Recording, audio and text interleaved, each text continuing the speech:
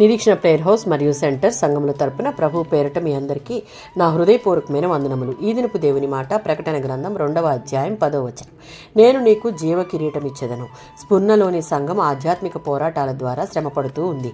స్థానికంగా ఉన్న ఒక యూదుల సమాజపు వారు చేసినటువంటి దూషణల వల్ల సంఘ సభ్యులు కొంతకాలం చెరసాలలో వేయబడ్డారు. ఇదంతా వారి విశ్వాసానికి కలిగిన శ్రమను సూచిస్తుంది. వారి ఆత్మీయ జీవితానికి ఇది ఒక పరీక్ష లాంటిది. వారిని హింసించి చితక్కొట్టాలని సాతాను యొక్క ఉద్దేశం. అది వారిని పరీక్షించాలని దేవుని యొక్క ఉద్దేశం. ఈ పరీక్ష ఎంతకాలం జరుగుతూ ఉండాలో దేవునికి మాత్రమే తెలుసు. మనం సహించగలిగినంత కంటే ఎక్కువగా సహించాలని దేవుడు ఎప్పుడూ అనుకోడు. ఈ పరీక్షలన్నిటిలో హింసలలో క్రీస్తు మీద మాత్రమే నమ్మకం ఉంచే వారంగా ఉంటే వారికి జీవకిరీటం ఇస్తాను అని దేవుడు ఇక్కడ సెలవిస్తూ ఉన్నాడు. యాకోబు పత్రిక 1వ అధ్యాయం 12వ వచనం. విశ్వాసులు మేలుకే విషమ పరీక్షలు పనిచేస్తాయి.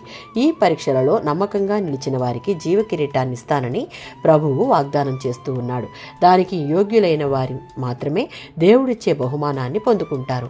ఇలాంటి పరిస్థితులను ఎదుర్కొనేవారు దేవునిని ప్రేమించేవారుగా ఉంటే ఆ పరీక్షలలో వారు పడిపోకుండా నిలిచి ఉండేలా తోడ్పడే మానసిక శక్తిని దేవుడే అనుగ్రహిస్తాడు. ప్రకటన గ్రంథం 3వ అధ్యాయం 10-11 వచనాలలో దేవుడిచ్చే మానసిక శక్తిని ఆధారంగా ఓర్పు కలిగి ఎదురైన ప్రతి పరీక్షను ఎదిరించి నిలబడుట నేర్చుకున్నారు కనుక భూమి మీద నివసించే వారిని పరీక్షించడానికి లోకమంతటి మీదకి రానయ్యున్న పరీక్ష గడియ అనగా యుగాంతం మహాశ్రమల కాలం నుండి మిమ్మను కాపాడుతాను.